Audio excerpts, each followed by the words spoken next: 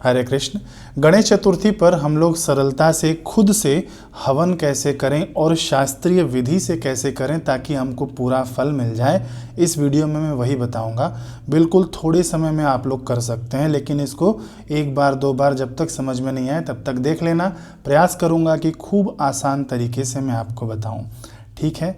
अब देखिए, कई लोग क्या करते हैं ना कि केवल आग जला लेते हैं और इसके अंदर ये डालते डालते स्वाहा स्वाहा कर देते हैं। ऐसे नहीं होता है ना, इसकी विधि होती है, पूरी प्रक्रिया होती है। ये ना जो हवन कुंड है यह देवताओं का ना शरीर माना जाता है, ठीक है। और जो अग्नि जलती है वह मुख माना जाता है। इतना समझ गए आप लोग। तो हवन कुंड कभी भी ना आपको लोहे का नहीं लेना चाहिए, क्योंकि इसके अंदर लोहे के अंदर या टीन वाले हवन कुंड के अंदर करेंगे ना तो वह सीधा असुरों को जाता है, लेकिन हमको पहुंचाना है देवताओं तक। इतना समझ में आ गया। तो ये देखिए तांबे का हवन कुंड है। यहाँ पर हम लोग ज़्यादा हवन करते हैं ना तो इसीलिए काला हो गया है, तांबे का है। भले छोटा सा हो, आपके पास तांबे का खरीदने का पैसा नहीं हो तो आप ना मिट्टी का एक बर्तन खरीद लेना, मिलता है कैसे भी हो, उसके अंदर जैसे आप हवन कर सकते हैं। लेकिन उसका उपयोग करने के बाद ना उसके अंदर एक बार हवन करने के बाद आप उसको फेंक देना, क्योंकि उस मिट्टी के बर्तन के अंदर दोबारा हम लोग हवन नहीं कर सकते हैं, ठीक। अब देखिए आपको क्या क्या सामग्री चाहिए मुख्य रूप से गणेश चतुर्थी पर मैं आपको बता दूं। सबसे पहले ना हमारा मुख्य है यहाँ पर दूर्वा। दूर्वा देखिए कैसी होती है। दूर्वा ना ये गांठों वाली होती है दूर्वा, ठीक है। ये दूर्वा कहते हैं इसको। और जो शहरों में मैंने देखा है ना, सीधा लंबा लंबा जो लॉन उखाड़ के दे देते हैं, जो गार्डन में लॉन लगी रहती है ना, तो ये आप लोग देख लीजिएगा, ऐसे गांठें होती हैं बीच बीच में, ठीक।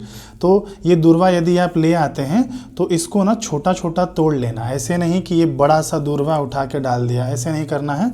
छोटा छोटा इसको तोड़ा जा सकता है। तो ऐसे आप पहले से ही तोड़ कर रख लेना। कितनी संख्या में आपको हवन डालना है, आहुति डालनी है, उतनी ये आप तोड़ के रख लेना। भले ही छोटा सा रहे, ऐसे छोटा सा रहे तो भी चलेगा, एक उंगल भर का रहे तो भी चलेगा। इसका कोई प्रमाण नहीं है कि बड़ा ही डालना है चाहे छोटा डालना है, आपको संख्या होनी चाहिए। मान लीजिए मुझे 108 की संख्या पूरी करनी है तो मैं 108 ऐसे तोड़कर रख लूँगा, ठीक। ये आप समझ गए। तो ऐसे आप पहले से ही तैयारी करके रख लेना हवन करने से पहले। फिर ना कुछ पुष्प लगेंगे आपको, ताकि हम दीपक का पूजन करें, हवन कुंड का पूजन कर लें, है ना, इसलिए आपको पुष्प लगता है। फिर ये मुख्य चीज़ है यहाँ पर सिंदूर। सिंदूर में ही ये दूर्वा डुबाकर हवन करना है हमको, ठीक। दूर्वा और सिंदूर ये मुख्य चीज़ है, लाल वाला सिंदूर है, ये देख लीजिए। फिर हमारे पास ये थाली में मैं आपको दिखा दूँ, कपूर है, ठीक है। कपूर किस लिए है? कपूर दो काम में उपयोग में आएगा। अंत में हम लोग यानी लास्ट में हम लोग आरती करेंगे, ठीक है ना, इसलिए। और मान लीजिए कभी कभार हमारा हवन कुंड मध्यम पड़ जाता है, बुझने के कगार पर है, तो हम लोग कपूर इसके अंदर डाल देते हैं थोड़ा सा। मान लीजिए आप 108 की आहुति दे रहे हैं, लेकिन ना बीच में ही हवन थोड़ा मंद पड़ रहा है, हवन कुंड का अग्नि, तो आप क्या काम करना, अपनी आहुति रोक देना, थोड़ी सी लकड़ी उठाकर इसके अंदर डाल देना, थोड़ा कपूर डाल देना, है ना। अग्नि प्रज्वलित करने के लिए आप अपनी आहुति रोक कर भी इसे प्रज्वलित कर सकते हैं। कपूर इसलिए रखा है। बाकी कपूर हम लोग जो पहली अग्नि जलाएंगे ना, उसके लिए भी हम लोगों ने यहाँ पे तैयार कर लिया है गोबर के कंडे पे। देखिए इसके ऊपर भी मैं कपूर ऐसे थोड़ा सा मसल के डाल देता हूँ ताकि ना ये अच्छे से जल जाए। मैंने देखिए कैसे बनाया मैं आपको बताता हूँ। ये गोबर का उपला है, कंडा है, इसके ऊपर मैंने घी में डुबोई हुई बत्ती है, इसके ऊपर मैंने थोड़ा कपूर छिड़क दिया है। यदि आपके पास ये गोबर का उपला नहीं मिले तो पतली सी लकड़ी आती होगी मार्केट में हवन वाली, पूछ लेना, वो हवन की ही होनी चाहिए। बाकी उसके ऊपर रख कर भी आप जला सकते हैं इसे, ठीक है ना। अब देखिए रक्षा सूत्र मैंने किस लिए रखा हुआ है। रक्षा सूत्र तो क्या काम आएगा कि मैं अभी आपको बताता हूँ, रुकिए। अभी देखिए यहाँ पे ना सुपारी है। सुपारी अंत में जब हम लोग पूर्णाहुति करेंगे या तो नारियल से किया जाता है, या तो सुपारी से किया जाता है, या तो बची हुई हमारी जो सामग्री होती है उससे भी कहीं कहीं पर विधान है आहुति की पूर्णाहुति करने के लिए, ठीक है। अब यहाँ पर मैंने धूप रखा हुआ है। अब आप कहेंगे कि आपने दीपक नहीं जलाया यहाँ पे, तो देखिए आप ना गणेश उत्सव के समय में करेंगे तो गणपति जी के सामने तो दीपक जल ही रहा है, आप उनके सामने ही बैठ कर करेंगे ना, इसलिए। यदि आप कहीं और करते हैं तो आपको दीपक अलग से जलाकर रख लेना है, ठीक। अब देखिए यहाँ पर ना घी है हमारे पास। घी किस लिए? आहुति में डालने के लिए है ये। अब यहाँ पर हमने आचमनी रखा हुआ है हमारी अंतर शुद्धि और बाह्य शुद्धि के लिए। क्या बचा, यहाँ पर देखिए आरती की हमने व्यवस्था कर रखी है। अंत में आरती जरूर करनी ही चाहिए। इससे हमारे लिए जो भी त्रुटियां हुई हमसे हवन करने में, मंत्र आदि में, आरती करने से सब पूर्ण माना जाता है, ऐसे भगवान नारायण का वचन है। ठीक, अब यहाँ पर हमने लकड़ियाँ ली हैं। लकड़ियाँ किस चीज़ की हो, आम की हो, पीपल की हो, बरगद की हो, है ना, सिरफल की हो, सिरफल यानी बेल फल की हो, तो उसका भी उपयोग कर सकते हैं। आप लोग पूछेंगे तुलसी का, तो नहीं, गणेश जी का हवन है तो इसके अंदर तुलसी की लकड़ी आपको उपयोग नहीं करनी है। बस अब देखिए यहाँ पर मैंने एक हवन की कुछ अलग से लकड़ियाँ भी आती हैं जो ये बड़ी सुगंध देती हैं, ये भी है मेरे पास। अब मैंने ये पत्ता क्यों रखा हुआ है, हम लोग ना इससे ना सुरवा बनाएंगे। सुरवा क्या होता है, जिससे हम लोग घी डालते हैं अग्नि के अंदर। तो हमारा हवन कुंड छोटा सा है और हमारे पास यदि सुरवा नहीं है, यदि आपके पास सुरवा है, मार्केट में तो मिलता ही है सुरवा, यदि आपके पास सुरवा है तो उससे आप घी की आहुति डालना। यदि नहीं है तो ये आम का पत्ता लेना, ऐसे आगे फोल्ड कर देना इसको थोड़ा सा, और इसको ना काट के फेंक देना, नोकीला नहीं होना चाहिए आगे। अब ना इसको ऐसे बांध देना, इसलिए मैंने यहाँ पे कलावा रखा हुआ था ताकि मैं इससे इसको बांध सकूँ। ठीक है,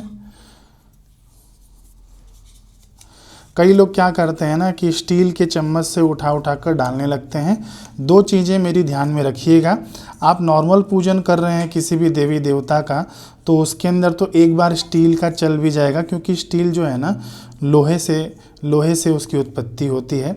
तो स्टील का एक बार तो किसी भी देवी देवता के पूजन में चल जाएगा, लेकिन हवन में आपको लोहे के पात्र उपयोग नहीं करने चाहिए, और श्राद्ध में भी आपको लोहे के पात्रों का उपयोग करने से बचना चाहिए। ठीक, अब देखिए, अब लोग क्या करते हैं, सबसे पहले ना इसके अंदर लकड़ियां सजा देते हैं। कभी भी लकड़ियां हवन में पहले नहीं सजानी चाहिए, क्योंकि कभी भी लकड़ियां ना चिता के लिए सजाई जाती है, पहले हवन के लिए नहीं सजाई जाती है। तो मैं जैसा जैसा क्रम बताऊंगा, और ना देखिए मैं आपको स्पष्ट रूप से बता दूं, बिल्कुल सरल रीति से मैं ये हवन विधि में आपको बताने वाला हूं। लेकिन कुछ मंत्र ऐसे हैं ना जो करना ही पड़ता है, जो बोलना ही पड़ता है, तो उन मंत्रों को मैं स्क्रीन पर भी दिखाऊंगा। उन मंत्रों का ना आप स्क्रीनशॉट लेकर रख लेना। ये ज़्यादा मंत्र नहीं है, छोटे छोटे ही मंत्र हैं, आप लोग बिल्कुल सरलता से उन्हें पढ़ सकते हैं, क्योंकि पढ़ना ही पड़ता है उनको। ठीक है ना, तो अब हम लोग शुरुआत करते हैं हवन विधि की। मैं देखिए यहाँ पर ना धूप जला लूँगा, दीप जला लूँगा। यदि मैं कहीं बाहर बैठा हूँ तो मैं प्रक्रिया दिखाने के निमित्त आपको ये जला कर दिखाता हूँ। हम लोग पहले धूप दीप जला कर रख लें। हमने धूप जला लिया, दीपक आपके सामने यदि जल रहा हो तो बहुत अच्छी बात है भगवान जी के पास, नहीं जल रहा हो तो आप दीपक भी जला लेना, दीपक के नीचे आसन रख देना। हाँ, एक चीज़ मैं और बताना आपको भूल गया, यदि आपके घर में टाइल्स लगी हुई, जैसे यहाँ पे लगी हुई है ना, और या तो मिट्टी है, या तो कोई फर्श है, या तो कारपेट है, तो आप ना नीचे ऐसे ना एक पत्थर रख लेना, उसके ऊपर स्वास्तिक बना लेना। ठीक है, स्वास्तिक बना लेना, ओम बना लेना, या साफ़ सफाई करके यहाँ पर इस स्थान पर इसके ऊपर आप हवन कुंड रखना, क्योंकि मैंने पहले ही बताया ये देवताओं का शरीर माना जाता है। तो अब हम लोग शुरू करते हैं। शुरू कैसे करेंगे, हम लोग पहले ना शुद्धि कर लेंगे अपना, फिर उसके बाद हम लोग संकल्प करेंगे। तो शुद्धि के लिए आप क्या करना कि हाथ में, दाहिने हाथ में आप जल लेना। सबसे पहले कहना ओम केशवाय नमः, और इसे पी जाना। फिर दूसरी बार जल लेना, क्या कहना, ओम नारायणाय नमः, इसे पी जाइए। फिर तीसरी बार जल लीजिए, ओम माधवाय नमः, इसे पी जाइए। ठीक है, अब हम लोग क्या करेंगे, चौथी बार जल लेंगे और कहेंगे ओम ऋषिकेशाय नमः, और अपने बाएं तरफ यानी लेफ्ट हैंड तरफ आपको अपना हाथ धो लेना है। समझ गए, ये प्रक्रिया है। इसका अर्थ क्या है कि भगवान का नाम अंदर जब जाएगा तो हम भीतर से शुद्ध होते हैं। अब हम लोग बाहर की सामग्री की शुद्धि करेंगे। तो कैसे करेंगे, एक पुष्प ले लेना, यदि कुशा हो तो कुशा ले लेना, पुष्प पानी में डुबो देना और ऐसे कर देना, ओम पुंडरीकाक्षाय नमः, ओम पुंडरीकाक्षाय नमः, ओम पुंडरीकाक्षाय नमः, ओम पुंडरीकाक्षाय नमः। ठीक, अभी हमने अंतर और बाह्य शुद्धि कर ली। अब देखिए हम लोग संकल्प करेंगे। तो हाथ में अक्षत ले लेना, पुष्प ले लेना। देखिए मैं यहाँ पे अक्षत रखना भूल गया, यहाँ पर मुझे फटाफट वीडियो बनाना है, तो इसीलिए आप लोग अक्षत रख लेना वहाँ पे। ठीक है, हाथ में अक्षत ले लेना, पुष्प ले लेना, और जल डाल देना इसके अंदर। बाकी आप हिंदी में ही संकल्प करना, ठीक है। आप अपना नाम ले लेना, पूरा नाम ले लेना और कह देना कि मैं इस कार्य के निमित्त हे गणेश जी आपके लिए हवन कर रहा हूँ, आप मेरे इस कार्य में सफलता प्रदान कीजिए। आप अपने ढंग से बोल दीजिए कि आप किस लिए हवन कर रहे हैं, ठीक है ना। जब आप बोल देना उसके बाद आप क्या करना, ये जो हाथ में जो संकल्पित जल अक्षत पुष्प है इसको आप हवन कुंड के आगे ही समर्पित करके हाथ जोड़ लेना। अब हमने संकल्प कर लिया, यानी हमने बता दिया कि हम क्यों हवन कर रहे हैं, ठीक है। अब हमको क्या करना है ना कि दीपक का भी पूजन करना है, क्योंकि दीपक देवता ना साक्षी रूप में बैठे हैं। लेकिन दीपक के पूजन करने से पहले हमको गणेश जी का स्मरण करना चाहिए। गणेश जी का पूजन सर्वप्रथम है, इसलिए हम गणेश जी का स्मरण करेंगे। ओम गम गम गम गणपतये नमः। गजाननं भूतगणादिसेवितं कपितजम्बूफलचारुभक्षणम् उमासुतं शोकविनाशकारकं नमामि विघ्नेश्वरपादपङ्कजं। नमामि विघ्नेश्वरपादपङ्कजं। वक्रतुंड महाकाय सूर्यकोटि समप्रभ निर्विघ्नं कुरु मे देव सर्वकार्येषु सर्वदा। गणेश जी का हमने स्मरण कर लिया। यदि आपके इष्ट देव शिव जी हैं तो उनका भी स्मरण कर लीजिए, उनका भी नाम जप कर लीजिए। यदि आपके इष्ट देव आपके गुरु जी हैं तो गुरुर् ब्रह्मा गुरुर्विष्णु गुरुर्देवो महेश्वरः गुरुर् साक्षात् परब्रह्म तस्मै श्री गुरुवे नमः। आप गुरुदेव का स्मरण कर लेना। यदि आपके इष्ट देव जगदम्बा माता हैं तो माँ का भी स्मरण कर लेना, ठीक है। अपने इष्ट देव का स्मरण कर लेना। अब हम लोग क्या करेंगे ना, दीपक का पूजन करेंगे। देखिए मैंने यहाँ पे दीपक नहीं रखा है क्योंकि आपके पास ना दीपक जल रहा है, आप गणेश चतुर्थी के निमित्त पूजन कर रहे हैं इसीलिए। तो हम क्या काम करेंगे ना, देखिए यहाँ पे चंदन है, चंदन ले लिया, पुष्प में लगा लिया थोड़ा सा, और अक्षत होगा आपके पास ना तो अक्षत ले लेना हाथ में और आप दीपक के पास रख देना है। ऐसे ही मैं यहाँ पे रख देता हूँ, दीपक के पास आप रख देना। क्या कहते हुए, ओम दीप ज्योति नमोस्तुते। दीपक जहाँ जल रहा है वहाँ पे रख दीजिए। ये हो गया दीपक देवता का पूजन। अब हम लोग अग्नि प्रज्वलित करेंगे। अग्नि प्रज्वलित करने के लिए ना अच्छी विधि मैंने ना एक नवरात्रि वाले हवन में बताया हुआ है, पूरा विधि विधान से मैंने बताया। ये तो हम लोग शॉर्ट में कैसे करेंगे वह मैं आपको बता रहा हूँ, उसका लिंक ना मैं आपको डिस्क्रिप्शन में दे दूंगा। अब आप क्या करना ना कि आप इसको डायरेक्ट माचिस से ही जला लेना। उसके अंदर तो होम पट आदि की विधि भी मैंने बताई है नवरात्रि वाले हवन में, डिस्क्रिप्शन में देख लेना आप लोग, लिंक मिल जाएगा। लेकिन अभी हम लोग यहाँ पर डायरेक्ट ही जलाएंगे क्योंकि शॉर्ट हवन हमको करना है। मंत्र पढ़ते हुए आप अग्नि प्रज्वलित कर देना। ओम पावकाग्नि नमः, ओम पावकाग्नि नमः। ये मंत्र आप स्क्रीनशॉट ले लेना, ठीक। अब मैं क्या करूँगा, इसको ना उठा के यहाँ पर रख दूँगा। हमने यहाँ पर रख दिया, फटाफट आपने लकड़ियाँ सजा लेना हवन के। लकड़ियों में आप ना छोटा छोटा तोड़ लेना, जैसे मैं आपको तोड़ के यहाँ पे दिखा रहा हूँ, ठीक है। और इस बात का ध्यान रखना, आप लोग इस बात का भी ध्यान रखना कि इसके अंदर जीव जंतु नहीं हो, किसी की हत्या नहीं हो हमारे द्वारा। इस बात का भी आप लोग ज़रूर ध्यान रखिएगा। कई लोग ना ऐसे ही उठा के लकड़ियाँ रख देते हैं, उसके अंदर खूब जीव जंतु मरते हैं। तो इससे क्या हमको लाभ होने वाला है बताइए। जीव जंतु नहीं हो, इस बात का आप लोग पहले ही ध्यान रख लेना जब आप लकड़ियाँ लेकर आएंगे तब।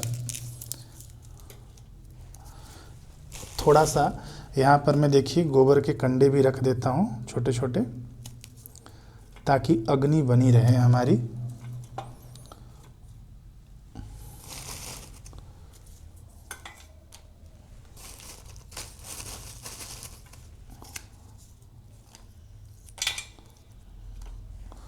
और थोड़ा सा इसके अंदर हम लोग कपूर भी डाल देंगे।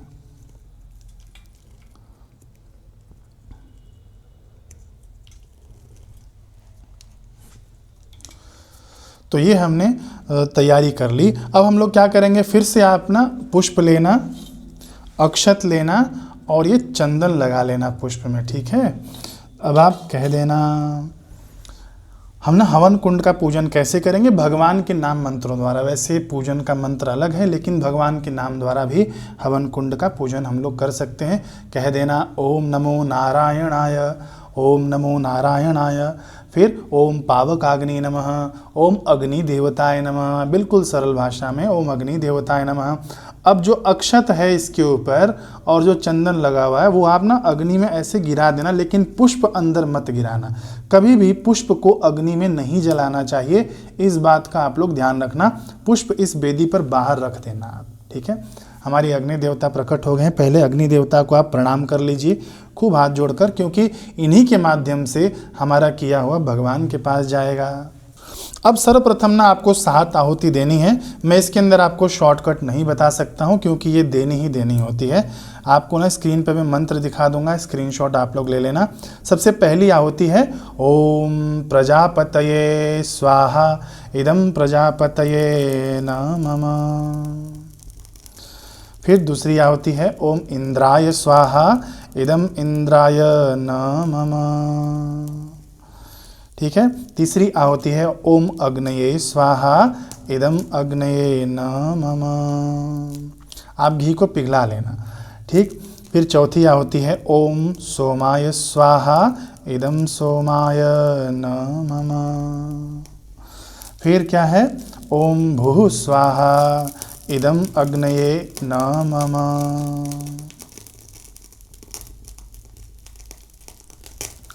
फिर क्या है? ओम भुवः स्वाहा, ओम वायवे नमः।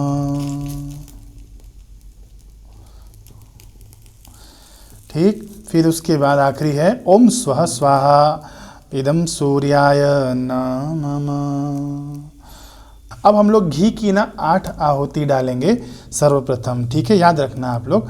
ओम गम गणपतये नमः, ठीक। नमो नमः नहीं है, ओम गम गणपतये नमः, ठीक। ओम गम गणपतये नमः स्वाहा, ओम गम गणपतये नमः स्वाहा, ओम गम गणपतये नमः स्वाहा, ओम गम गणपतये नमः स्वाहा, ओम गम गणपतये नमः स्वाहा, ओम गम गणपतये नमः स्वाहा, ओम गम गणपतये नमः स्वाहा, ओम गम गणपतये नमः स्वाहा। 8 बार आप ये आहुति दे देना ओम गम गणपतये नमः की। अब क्या करेंगे? हमने जो दूर्वा पहले से तोड़ के रखा है ना, 108 की संख्या में, 21 की संख्या में, जितना भी आपको आहुति देनी है, तो आप अब इसकी आहुति फटाफट शुरू कर देना। ये आपको सब विघ्नों से बचाएगा। ये ना बड़ा ही अक्सीर इलाज है। कोई भी विघ्न बाधा मुसीबत हो, ये कर लीजिए चतुर्थी के दिन दूर्वा से हवन, देखिए चमत्कार होगा आपके जीवन में। तो ओम गम गणपतये नमः, इसी मंत्र से पहले हम सिंदूर में इसे डुबाएंगे। ओम गम गणपतये नमः स्वाहा। देना कैसे है? ऐसे फेंकना नहीं है जैसे टीवियों में देखते हैं आप लोग, ऐसे ये 3 उंगलियों से देना है आपको, जैसे हम लोग भोजन करा रहे हैं, देवताओं का भोजन है, इनका मुख है, ठीक है ना। तो अब देखिए मैंने तोड़ा नहीं है ना, तो यहाँ पे मुझे टाइम लग रहा है। नहीं तो टाइम नहीं लगना चाहिए, क्योंकि ना हरी घास है, इससे जल्दी बुझ जाएगा। तो पहले से आप तोड़ के रख लेना, ठीक है। फटाफट आप आहुति दे लेना। यदि बुझने लग जाए तो लकड़ी और घी डाल सकते हैं। ओम गम गणपतये नमः स्वाहा, ओम गम गणपतये नमः स्वाहा, ओम गम गणपतये नमः स्वाहा, ओम गम गणपतये नमः स्वाहा। अब देखिए पहले ना आप दूर्वा हाथ में लीजिएगा, सिंदूर लगाइएगा, फिर आप कहिएगा ओम गम गणपतये नमः स्वाहा। दूर्वा हाथ में लिया, सिंदूर लगाया, फिर ओम गम गणपतये नमः स्वाहा। ऐसे आप लोग कर लेना। मैं अभी 108 तो करके नहीं दिखाऊंगा ना, आप ऐसे कर लेना 108 बार या 1008 बार या 21 बार या 51 बार, जितनी भी आपको इच्छा हो आप उतनी मात्रा में इसे कर सकते हैं। अब देखिए हमने दूर्वा से आहुति दे दी ना, तो अब हमको पूर्णाहुति कैसे करनी है। यहाँ पर ना गुड़ होना चाहिए। मैं देखिए आपको बताना भूल गया, फटाफट मुझे वीडियो शूट करना था ना, मैं भी गुड़ लेकर आता हूँ, रुकिए। अब देखिए मैं गुड़ लेकर आ गया हूँ। अब देखिए हमारी जब 108 आहुति हो जाए ना, उसके बाद हमको ना स्वष्टिकृत करना होता है, यानी गुड़ होना चाहिए आपके पास। ऐसे सुरवा में रख देना। आप सुरवा में नहीं रख सकते हो तो सूखा गुड़ हो तो ऐसे भी आप ना हवन में डाल सकते हैं। क्या मंत्र रहेगा? ओम स्वष्टिकृते स्वाहा। ये हमने गुड़ डाल दिया यहाँ पे। अब हम लोग पूर्णाहुति करेंगे। तो पूर्णाहुति कैसे किया जाता है? जो भी सामग्री बची है आपके पास, है ना, यदि आपके पास दूर्वा और बच गया है तो आप क्या काम करना, दूर्वा ऐसे हाथ में ले लेना, थोड़ा सिंदूर और लगा लेना। यदि दूर्वा नहीं हुआ आपके पास ना, तो आप क्या काम करना, मैंने यहाँ पे सुपारी रखी हुई है, यदि आपके पास सामग्री नहीं बची हो तो इसीलिए मैंने यहाँ पे सुपारी रखा था।